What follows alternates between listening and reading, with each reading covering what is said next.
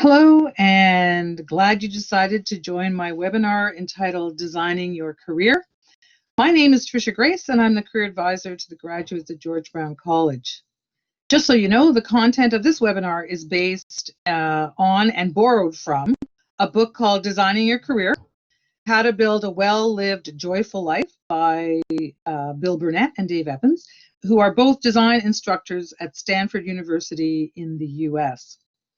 Their unique approach to career development using design principles has been explored and implemented by many universities in both Canada and the United States in the past few years. And I'm hoping you'll adopt these methods as you build both a satisfying career and a joy-filled life.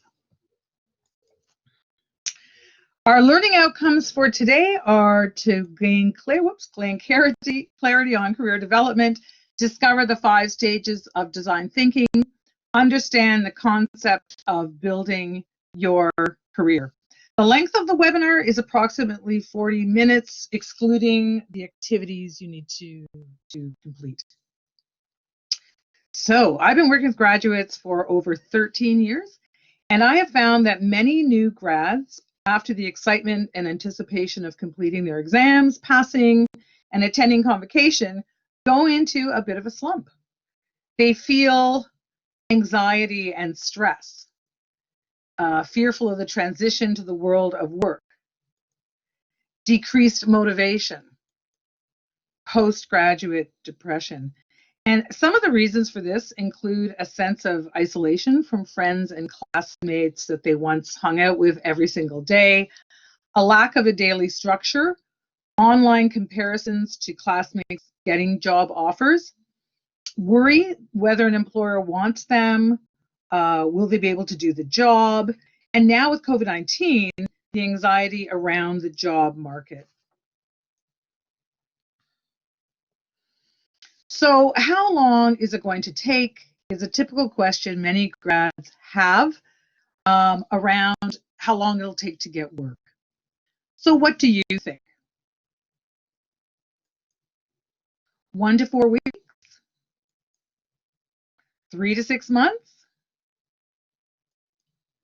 9 months to a year?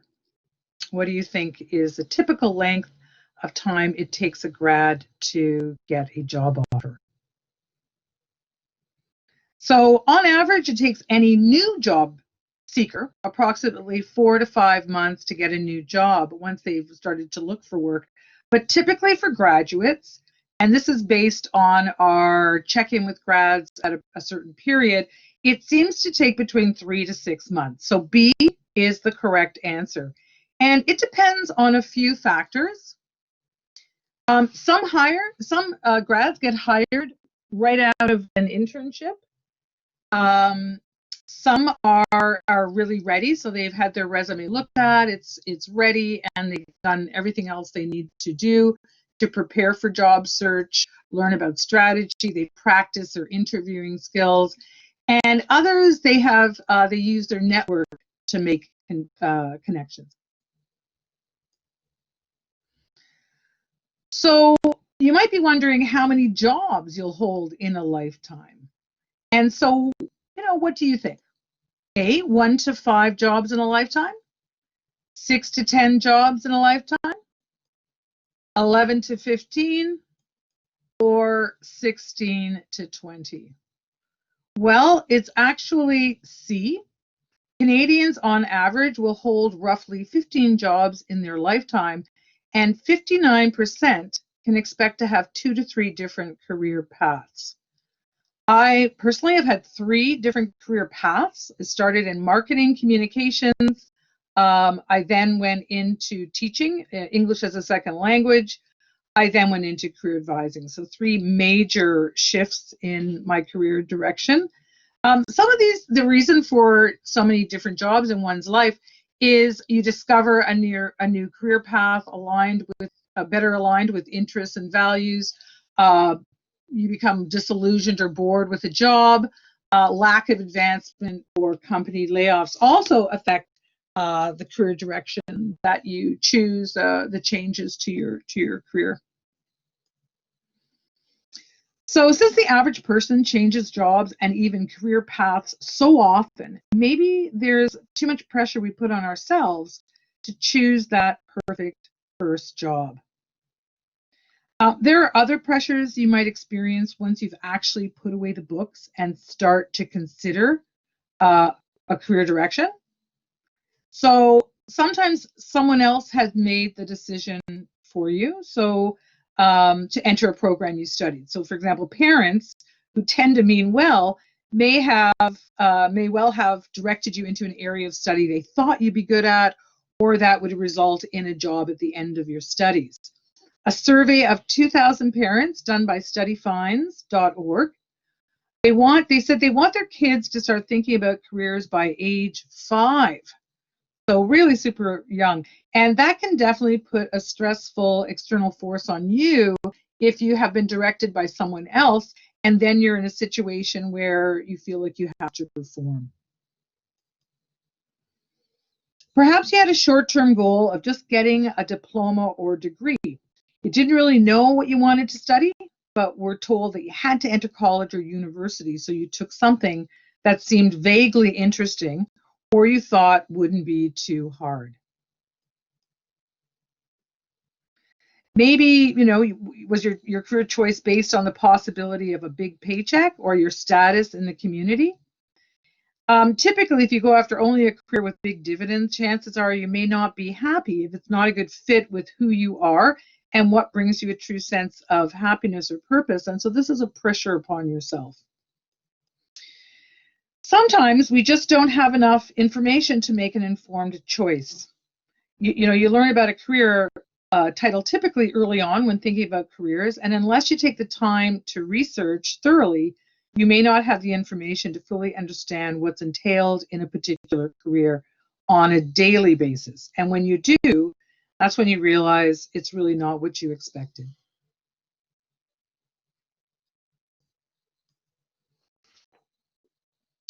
So this is the method of design thinking that the book Design Your Life lays out as the principles for being successful in establishing a career or life path that makes sense and can be a blueprint to reach your career goals.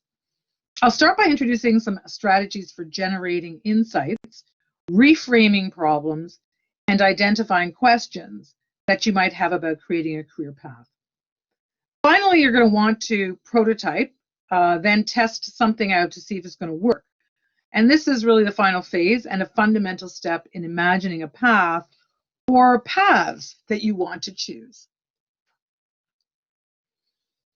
So what is design thinking? Design thinking is really strategic thinking. It's a process for creative problem solving, and it includes empathy. So it should be human-centered, ideation, and experimentation. Many organizations especially over the past, I'd say maybe since the 1990s, past 20 years, have adopted this form of thinking to create better products and to deliver better service to meet their customer needs. So great designs are based on these 5 stages. Empathizing is understanding the human needs involved. Defining, reframing and defining the problem. Ideating, creating many ideas in ideation sessions. Prototyping, adopting a solution. And testing, trying out the prototype or the possible solution. It's important to remember that design thinking is an ever-evolving process. So after you've tested your prototype, you return to the beginning again to reevaluate, define, ideate, prototype, and test once again. And through this process, you begin to see multiple possibilities for creating pathways to reach your goals. So it's ongoing. It's an important thing to remember. So the design thinking process goes through these 5 stages to tackle where someone is stuck, where problems exist, and to find ways to push forward. In this webinar, we're looking at you and your career and what you need in order to move forward in your career and obviously that career within your life. Empathizing will help you gain greater insight into yourself and how you view your situation. It's important to start with how you are feeling about where you are currently. Where are your feelings rooted? What matters to you? How are you thinking about your problem? Defining your problem and understanding the dimensions of it is going to be really important as you search for the right solution. So without having a firm grip on the core problem, you won't identify the right course of action. Ideating will allow you to create multiple ideas and possible solutions. It's keeping everything open as possible as a course of action. Prototyping is something you actually do, and it involves others. So this is when you bring others into the equation to help you through some of this, work through some of the problems that you've established. It's uncovering hidden biases and assumptions through questioning and exploring. It's searching out opportunities to get another person's input and perspective to keep that exploration going. It's creating relationship with others and asking for insights and help. Testing is the actual doing of the prototype. So examples might be talking to people who are in the job you are considering, completing a practicum or an internship, job shadowing, setting up and attending informational interviews with people in a job or sector you'd like to explore. And you may do this many times throughout your career. And this is the ever-evolving part of the developing or building the career you want at different stages of your career path.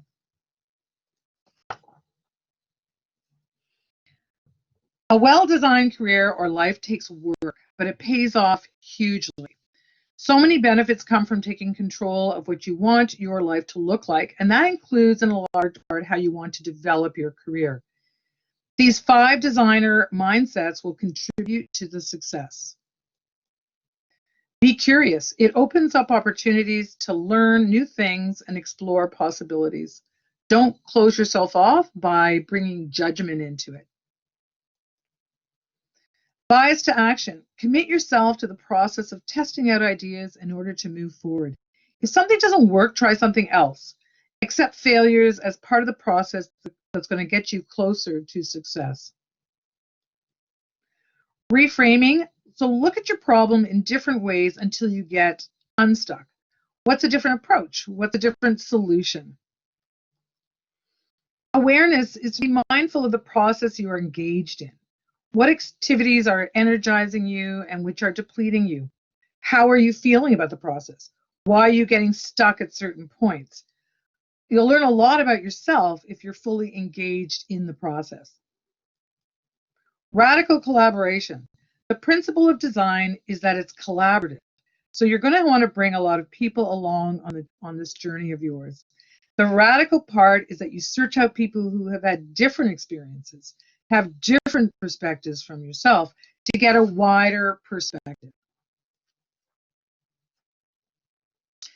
So let's get started by going through the 5 stages of design thinking. And we're going to start with empathizing. This is the how are you feeling and thinking about your situation step. Most of you who are watching this webinar are either new grads and excited or perhaps anxious or both about the possibility of starting your career. Or you're actually in a job and you're thinking of developing your career path and exploring the options out there. Either way, it's about work. And you are most likely looking for direction on how to move forward. So we need to start by building a compass that will help you in your journey. 2 things you'll need to consider as you build your compass are a worldview and a work view. What you are trying to establish is a coherent life that pulls into focus and connects these 3 things: who you are, what you believe, and what you're doing with your time. These 3 reflections are necessary if you're to build a strong foundation for your life and your career to flourish. So I have an activity And this activity should take 30 minutes and it needs to be written down. And you're looking for at least, 250 words or half a page. I mean, some people go and write a lot more, so it doesn't matter, but that at least I think to really get a full view of this is you're going to need about a half a page. And so some of the questions that you'll want to ask as you are working on your work view is why work? What's work for? What does work mean? How does work relate to the individual, others, society? What defines good or worthwhile work? What does money have to do with it? What do experience, growth, and fulfillment have to do with it? So you can pause the webinar right now and do it now, or complete the activity after we've viewed the entire webinar, after you've viewed the entire, but at some point you must complete this activity and any others that are in this webinar. I've got a couple more to get the most out of designing your life and your career. So it's really important. I think reflecting on your work, what it means to you, why you want to work, how you understand it in terms of yourself, others, your community. These will help you better define the kind of work you're searching for that will align with what you care about. So take the time to do that, either right now, pause and come back into the webinar, or do it at the end of the webinar. The other activity, and again, it'll take the same amount of time, about 30 minutes, about the same length, 250 words. And again, feel free to have it as long as you need it to be. This is for you. This is for your own growth. So this is your reflection work, and it is to help you articulate what gives your life meaning. So this is life view activities. So after you've done your work view, now you're going to look at your life view. And some of the questions to ask yourself are, why are we here? What is the meaning or purpose of life?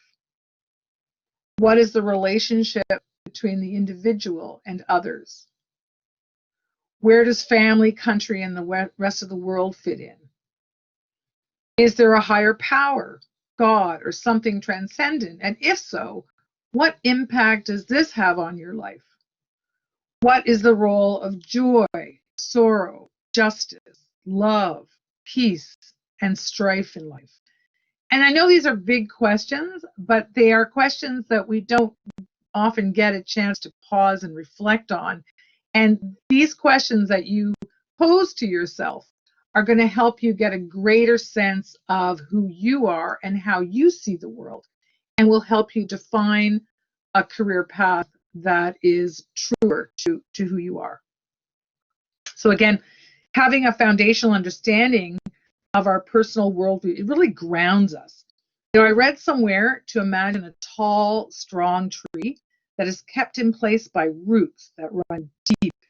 And roots, they grip the ground in order to carry the weight of the tree. Think of yourself as a tree that is given stability by the roots of your beliefs, convictions, and values. These are your guiding principles that help you make it through life and to navigate through tough times. Your worldview guides you and directs you in everything.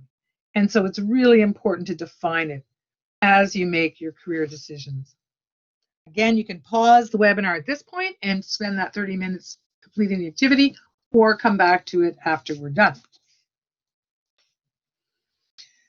So once you're done, read over your work view and your life view and write down some thoughts on the following. Okay, so you write this somewhere after you've done the 2 exercises and you have these 2 pictures of your work view and your world view and your life view, and you're going to write down according to these questions or these questions. Where do your views on work and life intersect or complement each other?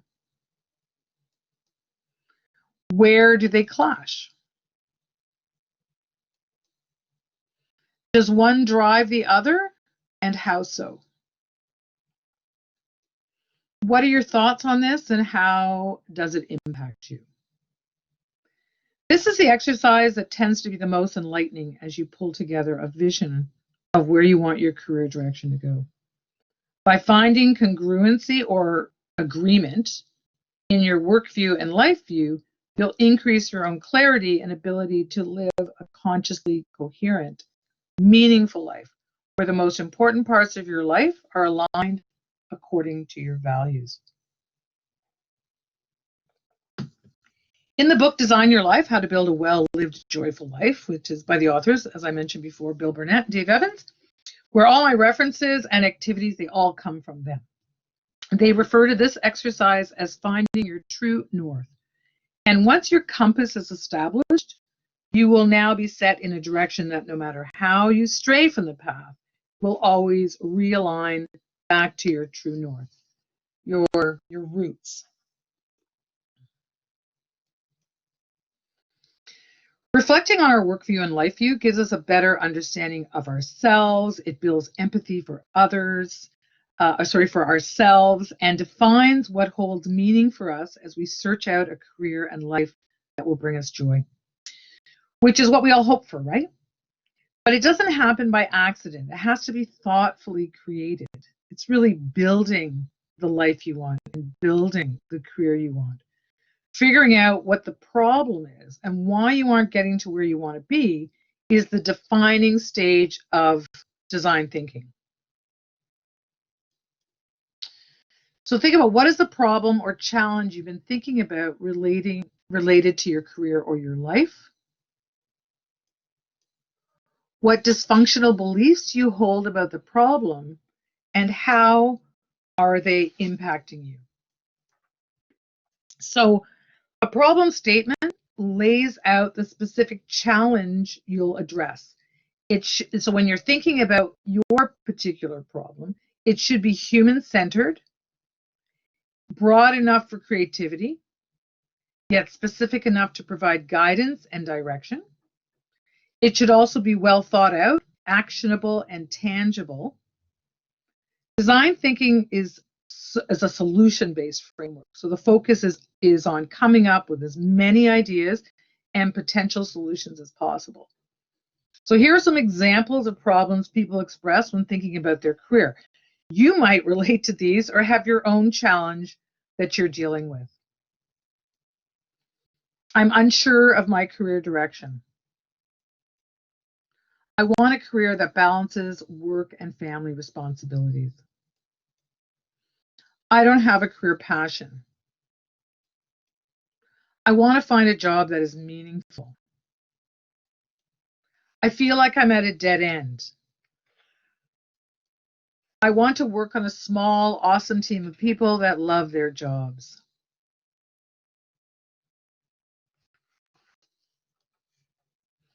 So, dysfunctional career thoughts are actions and barriers that may affect the decision-making process.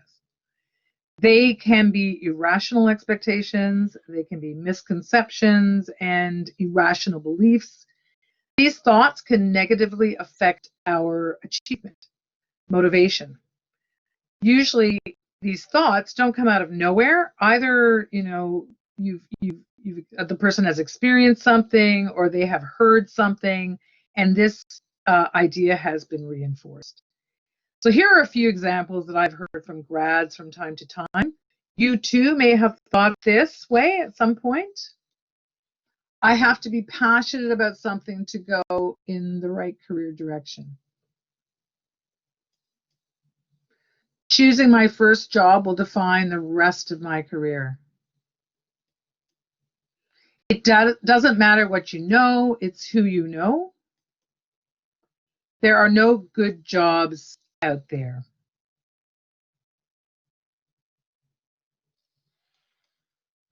My interests are all over the place. So these are some examples of dysfunctional thoughts that can get in the way.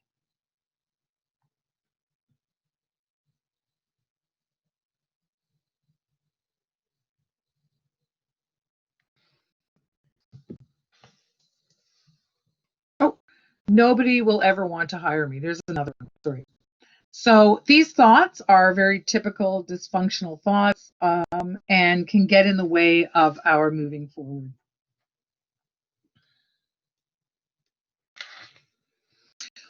Once the thought is identified, explore where the thought originated. Ask yourself if this thought is moving you forward or away from your goals. How do you feel when you think this way? Challenge the thought to get at how accurate it is. Ask yourself, is this true all the time? When is it not true? Where is the evidence for its existence? Make an effort to reframe the thought into something more positive. For example, in the statement, nobody will ever want to hire me, try, well, somebody will be interested in the skills and attitude I bring to their business. It's just a matter of time before an employer chooses me. Let's take the example, I have to be passionate about something to go in the right direction, and maybe reframe it to something like, maybe the right direction is to pursue a job I feel good about, that I have interest in, and maybe I will find my passion along the way. Maybe I'll be passionate about a lot of things. Or do I really need to be passionate about something to do well and enjoy the work? Now let's look at another example. It doesn't matter what you know, it's who you know to get the job you want. Maybe reframing it into a thought of, well, lots of people get jobs because they present their skills well on a resume. How can I present myself in the best way to potential employers? So again, the focus is on, if this is the problem, what's the solution, and a different way of looking at it.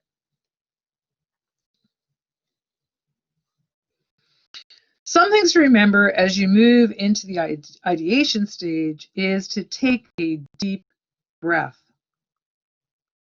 And remember, all will be well. There is no one best career or life direction to go in. There are many lives you could live happily and productively. In career life design, more is always better.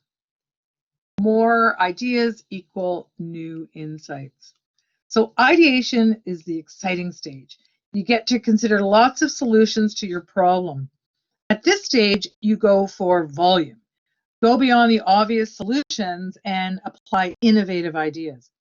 Leave behind assumptions and consider that anything and everything is possible. You have to go a little wild.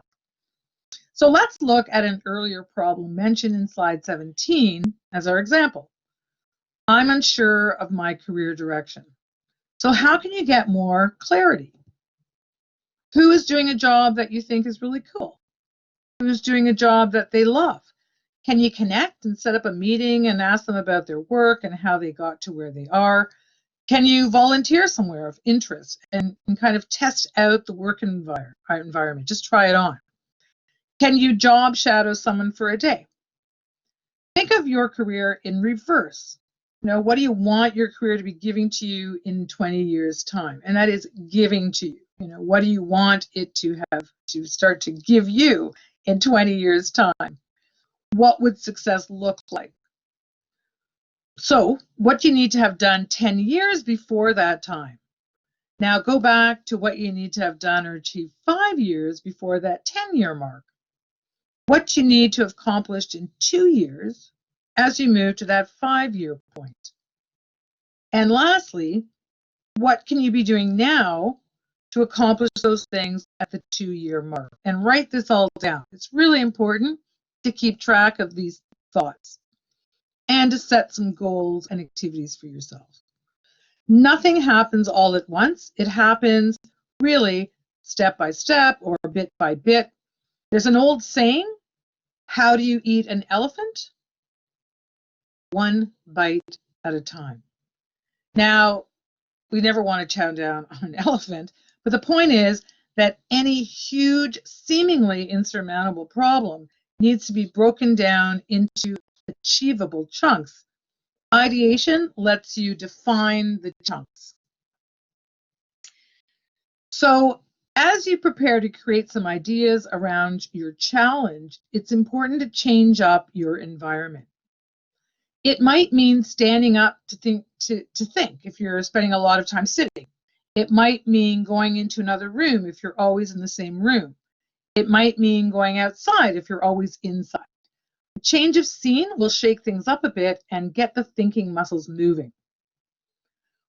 Relax. When you're relaxed, you think better. So whether that means doing a few stretches, some meditation, some deep breathing, watching a humorous YouTube snippet, doing a little gaming, then do it to relax and to be better prepared for this stage. The how might I questions open up the path to solutions. How might I determine a good career direction? How might I build a stronger network?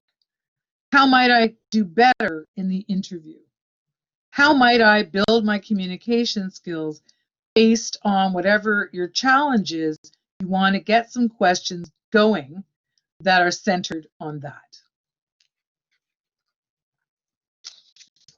So mind mapping is one ideation method that can be very illuminating and can get you unstuck from your problem. This activity lets your mind run free and to consider lots of different activities that build off of each other. It's a free association of ideas that you quickly jot down. In this example, at the core is job search, and around it are all the possible ways to job search and different activities to be considered for a successful job search. Put your problem you want to solve at the center and put down as many activities as you can think of to address the problem. It doesn't matter how outrageous they are or realistic. Some of these activities you'll never do, but the point is to open up all sorts of possibilities. Remember, you're looking for volume at this stage. Here's another example of creating a mind map. This one is considering career direction within the marketing field. Mind mapping allows you to consider what are some of the ways that you can better understand what's out there. What are your choices, your challenges, and how you can overcome the obstacles to your success. As you complete a mind map, stay present and aware of what drives excitement as you are completing the exercise, which can really tell you about those things that you're going to enjoy the most. Prototyping is not the testing stage yet. It's not testing whether your design is right. It's about asking good questions. So uncovering certain biases and assumptions and creating momentum for a path you want to try out before investing a lot of time or even money. It involves other people who are interested in your journey. It has to involve a physical experience. It'll involve failures, there's no doubt about it, but that from those failures come more challenges and more ideation, and so the process continues until you get a clear picture of what will work for you to resolve some of your challenges. Prototyping is an essential part of design thinking and is applicable for your life and career design. So be prepared to try out different activities that involve others. A good example for someone who's considering a career change is to prototype a career direction you're thinking about by asking someone who's doing a job you're interested in about what it's like to do that job. What are the enjoyable aspects of the job and the not so enjoyable aspects of the job? What are the skills you need to have? How much of the job entails sitting at a desk or dealing with customers or typical working hours? What are the possible opportunities for career growth? You're looking to get another person's story so that it will help you to determine if this is a good career direction. It's sometimes called an informational interview or meeting, and it's exactly what it is. You're interviewing a person to get information from them about that particular job's career or sector. From prototyping, you'll gain insights about the job, the career path, and yourself. The more people you talk to, the more versions of that job or career you'll discover, as well as the different versions of yourself that would be the best fit in a particular career. And you'll identify some of the flaws in a particular career path and perhaps some of the flaws in your approach or in the ways that you're presenting yourself. Whatever it is, this is the discovery stage. Very exciting. So try out some of these methods of discovering more about a particular career path. We talked about informational interviews, talking with people, asking questions about the career path of others. Volunteering, it works really well in some environments and not so well in others. but you can give it a go in any environment you're interested in. Works really well for non-for-profit or healthcare environments. They tend to be very open to having volunteer opportunities. For example, my story, when I started volunteering because I wanted to go into marketing and I wanted to write. So I started volunteering after university in a community TV station where I had to do writing, and I just did it on weekends, and it was great. And it led to my first job in marketing as a copywriter. So volunteering can be really, really great way to get a sense of, is it the work you really want to do? Taking on a part-time job allows you to get a feel without committing to full-time. So it's a bit of an easier transition into your career. So it's a good consideration if you are a little anxious about that career choice or the direction or how to get going. Starting in part-time might be a really good idea for you. Job shadowing. So if you can prototype through job shadowing, and this works really well with corporations, and it works well if you're in a company already and you want to move around that company, move up or laterally, is to request a chance to job shadow someone in the work that they're doing that you're interested in. Meetups and conferences, you can learn a lot about the sector, your profession, and some possible career paths. So when you're doing these things, and I think it's really important to ask yourself, what am I curious to discover? What can I try in order to learn more? What do I want to learn about myself? Through this process and these activities, it's a great way to discover all of those things. So prototyping leads to discovery. By investigating different career paths, you'll learn about the work environment. So is it a work culture you'd enjoy? What sort of space will you be working in? Are you working alone or with others? It'll allow you to learn about the type of work. So are you using the skills that you want to use? Is the work repetitive? Does the work excite you? You'll learn about expectations. What are the performance expectations? Are they manageable? Is it a collaborative environment or are you flying solo? Is it a mentorship culture? You'll also learn about the pace. Is the workload too much or too little? Is there time in the day for team building? And you'll learn about growth opportunities. So where can your career develop? Is there room for movement? What are the trends in the industry? The testing part of design thinking is implementation. Often testing and prototyping happen at the same time, but really if you follow the previous stages of design, you're ready to let go and step onto your career path with firm footing. Many careers are not linear. You learn from every experience, and that can include learning about what you don't want in your career as much as what you do want. I know that again, I mentioned myself as moving from, actually I started my career in accounting, then moved into marketing and then teaching, ESL, and then career advising. And I met with lots of grads who've done the same sort of thing. After a few years, one that really sticks out is one that her career started in hospitality, working in bartending. She ended up then at a garden center where she was doing sales and assisting the manager, and she decided she wanted to go into nursing. And she's got her degree in nursing. She's an RN and is working towards a master's. So you never know where you'll go. Another that I recall started out as a photographer. Then she became a tourist guide. And then she went into real estate, became a very successful real estate agent. So careers tend to zigzag a little bit. So just remember that careers are built from movement, not from stagnation. So inaction is not what you want. You want to be moving towards something. And don't agonize over making the perfect decision about your career, but instead try out a direction and see where it takes you. And then once you've made a choice around your job or career choice, embrace it and do your best at it. And still with the thought of, learning from that experience. Your career will continue to evolve and you'll learn what is best for you from every step along the way. Stay curious, continue to involve others in making career choices. You'll spend approximately 90,000 hours of your life working. So you have lots of time to chart your career journey as you are living it.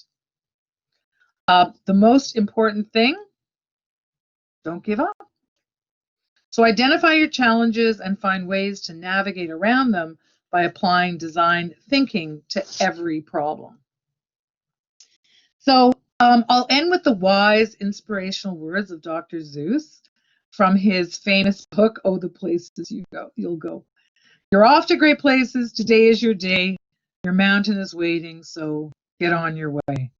Life is a long journey, but you can make certain that things happen by designing the map that you want to follow.